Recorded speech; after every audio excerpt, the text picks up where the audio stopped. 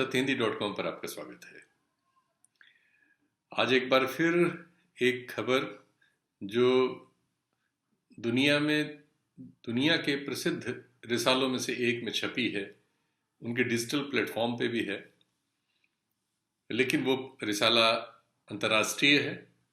मूलतः ब्रिटिश था, लेकिन अब तो पुराने जितने भी बड़े अखबार और इस तरह के संगठन हैं वो सब एक कारपोरेशन में बदले हुए हैं और उनके मालिक बदलते रहते हैं। लोग उनके शेयर खरीद लेते हैं और जिनके पास ज़्यादा शेयर होते हैं वो उनके हो जाते हैं। ऐसा ही एक अखबार है, पहले ब्रिटिश यानी लंदन से निकलता था, फाइनेंशियल टाइम्स। बहुत लब्ध प्रतिष्ठित है अर्थ जगत में और भारत में भी पढ़ा जाता है, लेकिन डिजिटल प्लेटफॉर्म पर ही ज़्यादा उपलब्ध है और डॉलर या पाउंड में इसकी कीमत पे करके आप इसको पढ़ सकते हैं।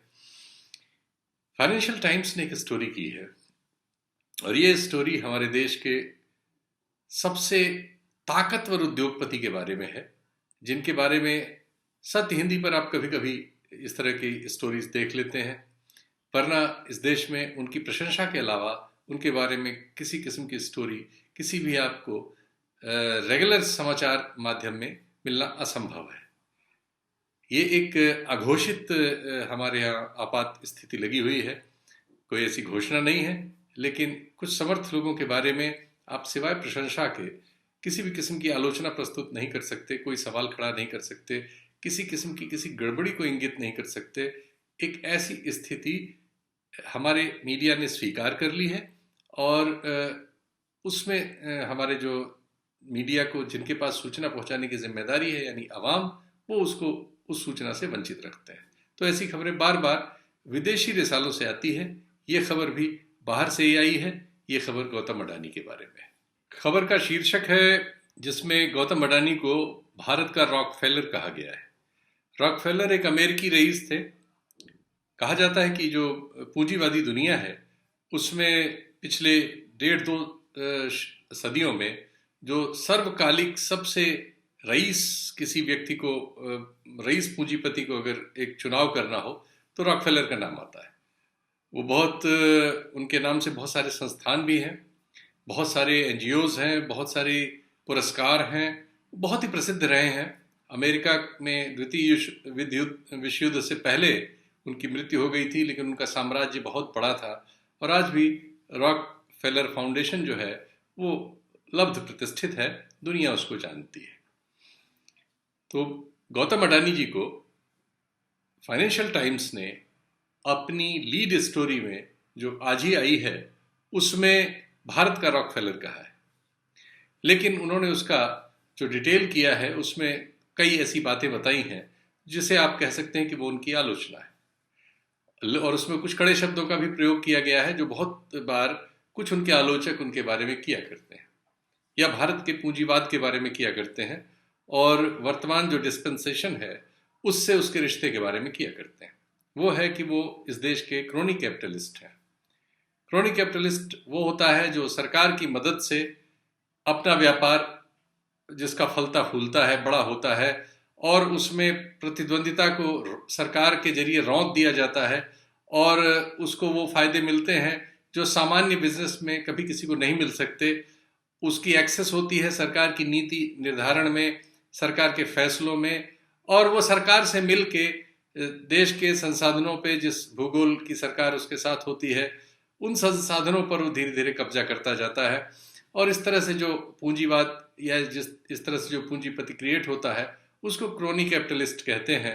ये सामान्य सरलीकृत परिभाषा है। विशेषज्ञता की परिभाषाएं अलग हैं, आप उसको गूगल करके पढ़ सकते हैं या किताबों में पढ़ सकते हैं। ये स्टोरी शुरू होती है जिसे भारत में उनके संवाददाता ने और हांगकांग में उनके बैठे विशेषज्ञ ने मिल के लिखा है। ये भारत में 2018 में जब हमारे जो एयरपोर्ट्स हैं उनका प्राइवेटाइजेशन की घोषणा की सरकार ने पहले तो उसमें जैसे सामान्य चीज़ें बनती हैं, ब्यूरोक्रेसी से बन के आती हैं, वैसे प्रस्ताव बन के आए और जिसमें एक्सपीरियंस वगैरह की दरकार थी, लेकिन बाद में उसमें परिवर्तन किया गया और उसमें एक्सपीरियंस की दरकार को हटा लिया गया और इस तरह से इस स्टोरी का आरोप है कि गौतम अडानी को उसमें प्रवेश करने का रास्ता मिला क्योंकि उनके पास किसी एयरपोर्ट के दुनिया में कहीं संचालन का कोई एक्सपीरियंस उनकी कंपनी को नहीं था। और आनंद फानन में देश के 6 सबसे बड़े और सबसे प्रमुख एयरपोर्ट्स का पहला टेंडर गौतम अडानी को मिल गया। ये इस तरह से बताने की कोशिश करती है ये स्टोरी कि कैसे हमारे भारत जैसे देशों में, और उन्होंने रूस का उदाहरण दिया है कि रूस भी एक ऐसा देश है जिसमें वहाँ के जो राजनीतिक डिस्पेंसेशन है वो आर्थिक फैसले किया करता है और वो किसको उपकृत करेगा और किसको बर्बाद करेगा ये वो तय करता है। और उसमें कोई प्रतियोगिता नहीं होती और उसमें कोई नैतिकता नहीं होती। तो ऐसा ही भारत में हुआ कि एयरपोर्ट्स के टेंडर हुए और इस तरह से गौतम अडानी साहब एक ऐसे बिजनेस में जिसका उनके पास कोई योग्यता या अनुभव या एक्सपीरियंस नहीं था, एकाएक वो उसके मालिक हो गए जिसको इसके पहले सरकार चला रही थी। और इसमें सबसे बड़ी बात यह हुई कि इन्होंने स्टोरी में ये लिखा है कि केरल की सरकार ने तिरुवनंतपुरम का जो एयरपोर्ट है उसको इस तरह से इन शर्तों पर गौतम अडानी को देने का बहुत कड़ा विरोध किया और उन्होंने इसके विकल्प प्रस्तुत किए। वो कोर्ट में भी गए, लेकिन केंद्र सरकार की एक तरह से जबरदस्ती रही और केंद्र सरकार ने बड़े बड़े वकीलों को लगा के उस मामले में गौतम अडानी की मदद करने की अब तक कोशिश की है। ये सब तथ्य इस स्टोरी की शुरुआत यहाँ से होती है कि कैसे गौतम अडानी को बड़ा बनाने की कोशिश हो रही है। उन्होंने स्टोरी के डेवलपमेंट करते हुए लिखा है कि मोदी जी के कार्यकाल में जो गौतम अडानी हैं उनकी परिसंपत्तियों में, उनके व्यापार में, उसके साइज में करीब 230% की वृद्धि हुई है। 230% पिछले 6 वर्षों में गौतम अडानी की आर्थिक परिसंपत्तियों में, उनकी कंपनियों के साइज में, इस सब में वृद्धि हुई है, ऐसा ये फाइनेंशियल रिपोर्ट कहती है। फाइनेंशियल टाइम्स की ये रिपोर्ट बताती है कि कैसे इसी तरह से गौतम अडानी को इस देश में जो बिजली का ट्रांसमिशन है, बिजली का उत्पादन है, बिजली का ट्रांसमिशन है, इसमें बहुत से ऐसे राज्यों में जहां उनके मित्र सरकारें रहीं, उस पार्टी की सरकारें रहीं जिसकी केंद्र में सरकार है, और कुछ दूसरे लोगों की भी सरकारें रहीं, कैसे इस तरह से लाभान्वित किया गया। और इस समय वो देश में पावर डिस्ट्रीब्यूशन के सबसे बड़े, पावर प्रोडक्शन और पावर डिस्ट्रीब्यूशन के सबसे बड़े उद्योगपति के तौर पर उभर कर आ गए हैं। साथ ही उन्होंने कहा कि ग्रीन एनर्जी के क्षेत्र में, सोलर के क्षेत्र में उनको लगभग एकाधिकार सरकार की ओर से दे दिया गया है और उनका दावा है कि वो बहुत जल्दी ही 8 गीगाबाइट का दुनिया का सबसे बड़ा $6 बिलियन के निवेश का सोलर उत्पादन का सेक्टर विकसित करने जा रहे हैं भारत में। और इसमें जो भी सरकार उनकी मदद कर सकती थी वो सारी मदद उनकी की गई है। ये इस स्टोरी की शुरुआत में वृतांत बताते हुए इसके लेखकों ने लिखा है। स्टोरी में आगे है कि कैसे जब प्रधानमंत्री जी जीते थे चुनाव 2014 में, तो वो अडानी जी के ही जहाज पर पूरा अपना चुनाव प्रचार कर रहे थे और पहली बार जब दिल्ली आए थे तो अडानी जी के ही जहाज में आए थे। ये मैं स्टोरी ये बताने की कोशिश करती कि उनका और प्रधानमंत्री जी का, मोदी जी का रिश्ता कितना गहरा है। वो ये भी कहती है कि वो और देश के एक दूसरे ऐसे ही प्रमुख उद्योगपति मुकेश अंबानी जी, ये दोनों गुजरात से ही आते हैं, जहां प्रधानमंत्री जी भी जहां के रहने वाले हैं और जहां वो बहुत लंबे समय तक मुख्यमंत्री रहे।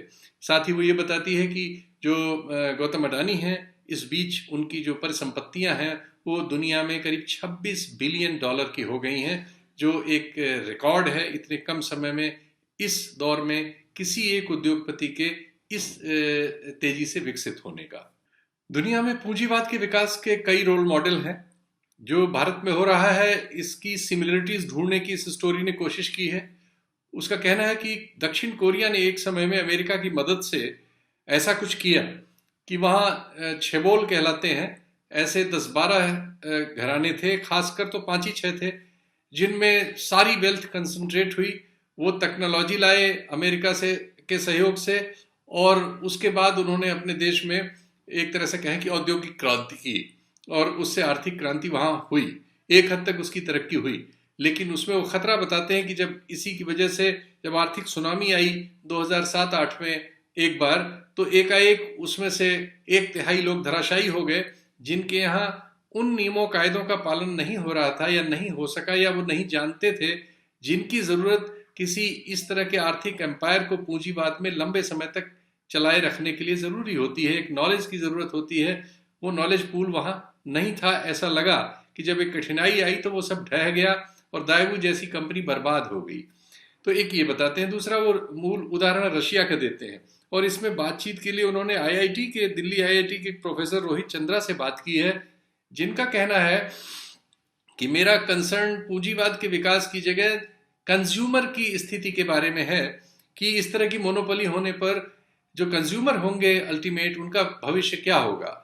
क्या वो इस तरह की मार्केट में जहां मोनोपोली होगी, जहां सब चीज किसी ऐसे ताकतवर आदमी के पास होगी जिसका प्रधानमंत्री दोस्त होगा, प्रधानमंत्री जिसकी जहाज में सवारी कर रहा होगा, प्रधानमंत्री की जिससे अलग तरह की इंटीमेसी होगी, जो उनके साथ विदेश यात्राएं करता होगा और जिसके पक्ष में सरकारों ने तमाम फैसले लिए होंगे।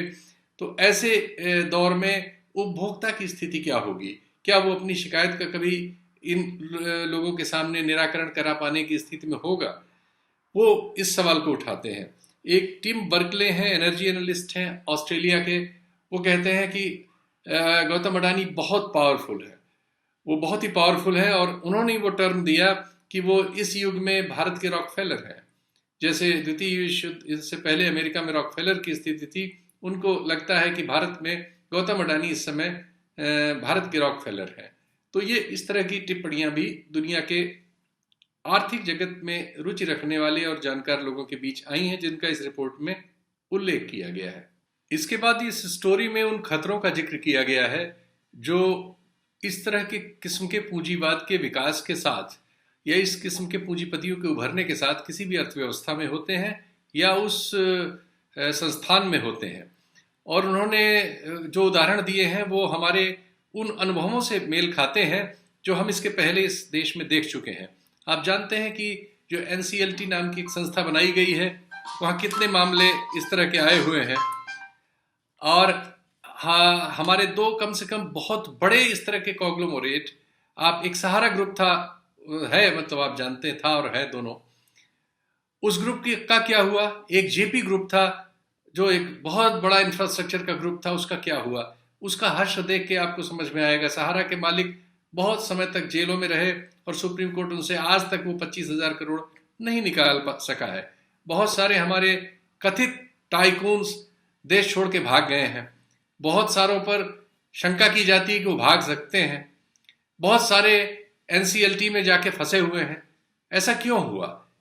उन सब चीजों की भी इसमें विवेचना करने की कोशिश की गई है, और जो तथ्य इन्होंने लाए हैं वो साबित करते हैं कि अगर एक बहुत बड़े लेवल की आप कोई चीज एक सरकारी संरक्षण में नकली एक तरह से सफलता आप अर्जित कर लेते हैं, तो जैसे ही वो सफलता किसी वजह से खत्म होती है तो आप फिर उस चीज को संभाल नहीं पाते।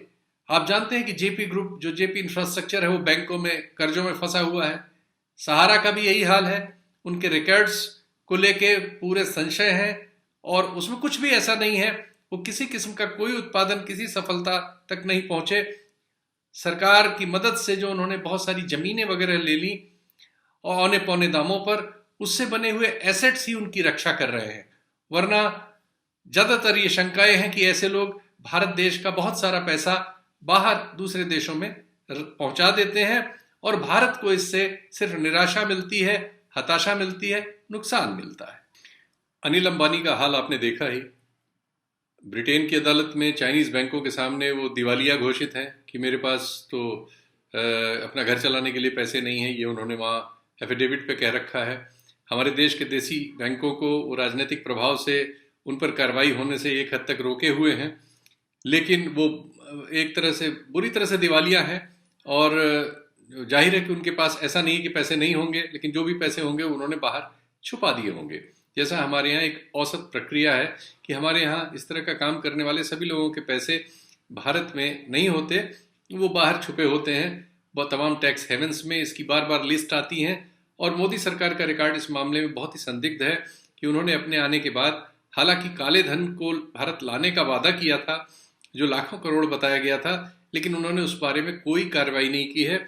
यहाँ तक कि जो मामले बाहर से मीडिया के जरिए प्रकाश में आए, उन पर भी उन्होंने कोई कार्रवाई नहीं की।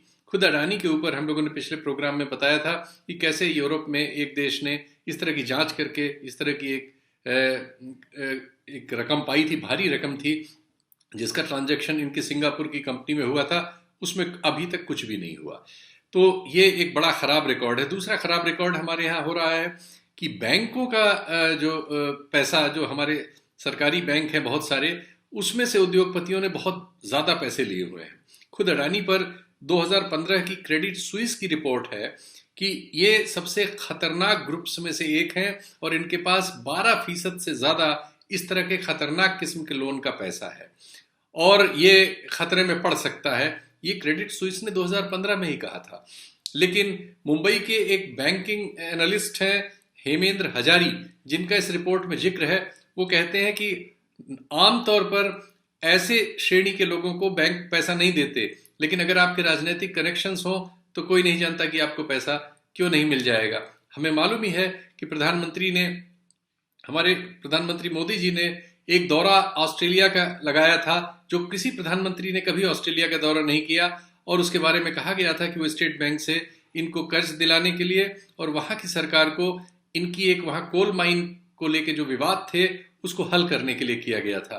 तो एक और तो हम देख रहे हैं कि हमारा राजनीतिक डिस्पेंसेशन इनकी किस तरह से और किस हद तक मदद कर रहा है, लेकिन उसके जो निहितार्थ है वो बहुत कठिन है कि अगर ये सारा पैसा जो बताया गया कि करीब $30 बिलियन से ज्यादा इनके ऊपर कर्ज है इस समय। कर्ज, ये ठीक है कि उनका बहुत सारा विकास हुआ है, लेकिन वो विकास कर्जों की शक्ल में इस देश पर लदा है। क्योंकि हमारे देश का कोई उद्योगपति कभी कर्ज नहीं चुकाता। एक टेंडेंसी है, सब हमारे बैंकों के ऊपर रखते हैं और उनके बीमार होने पर हम ही आप इसको पहले हमारे आपके पैसे को ले लेते हैं और बाद में हम ही आपको इस कर्ज की भुगतान देश के पे कर्ज या डूबने की सूरत में करना पड़ता है। भारत के नागरिकों के लिए, भारत के उपभोक्ताओं के लिए ये उनके रुचि और जानने का मुद्दा है, जिसे हमारा मीडिया हमारे तक नहीं लाता, कि वो इस सच्चाई को नहीं बताता कि जो कर्जा इस तरह के उद्योगपति अपनी कथित तरक्की के लिए ले रहे हैं वो किससे ले रहे हैं, वो किसका पैसा है, और कल को ये नहीं भरेंगे तो किसके सिर आएगा।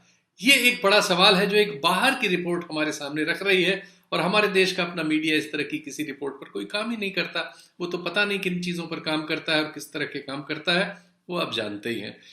तो कुल मिला के इस रिपोर्ट में फाइनेंशियल टाइम्स ने काफी डिटेल में इसके बाद कुछ आर्थिक आंकड़े दिए हैं जो विषय में आपको उलझा सकते हैं और कठिन कर देंगे। आपको ये रिपोर्ट पढ़नी चाहिए, जिसमें उन्होंने बताया है कि कैसे इस तरह के कर्जे लेने वाली बहुत सारी कंपनियां बाद में तबाह हो जाती हैं, डूब जाती हैं, क्योंकि वो इतने बड़े पैसे को संभालने की विशेषज्ञता नहीं रखती हैं और जल्दी जल्दी में अपने राजनीतिक संपर्कों के बल पर रूस में, कोरिया में और बहुत सारे देशों में, अफ्रीका वगैरह के देशों में इस तरह चीजों को हथियाने में तो सफल हो जाती हैं और एक समय उनकी बैलेंस शीट बहुत तगड़ी दिखती है, एक समय बहुत सफल दिखते हैं। लेकिन जब कभी ऐसी सरकारें बदलती हैं या इस तरह का कोई राजनीतिक नेतृत्व तो बदलता है और जांच वगैरह होती है और कुछ सच सामने आता है, तो इनके एम्पायर ढह जाते हैं और तब जो पैसा डूबता है वो उस देश के सामान्य लोगों का पैसा होता है। ये समझना बहुत जरूरी है। ये दुर्भाग्यपूर्ण है कि ये सब सूचनाएं आप तक नहीं आती। तो हम लोग तो इस तरह की खबरें आपके पास लाते रहते हैं। ये एक और खबर है, इसको भी सुनिए, समझिए, देखिए और सत्य हिंदी से जुड़े रहिए। और सत्य हिंदी जो आपसे अपील करता है उसमें शामिल होइए कि हमारा जो बाद में लिंक दिया हुआ है उस लिंक को देख के हमारे सत्य हिंदी के संचालन में अपना आर्थिक सहयोग कीजिए। धन्यवाद, नमस्कार। सत्य हिंदी के और वीडियोस को देखने के लिए हमारे YouTube चैनल को सब्सक्राइब करें और सीधे नोटिफिकेशन पाने के लिए बेल आइकन दबाएं।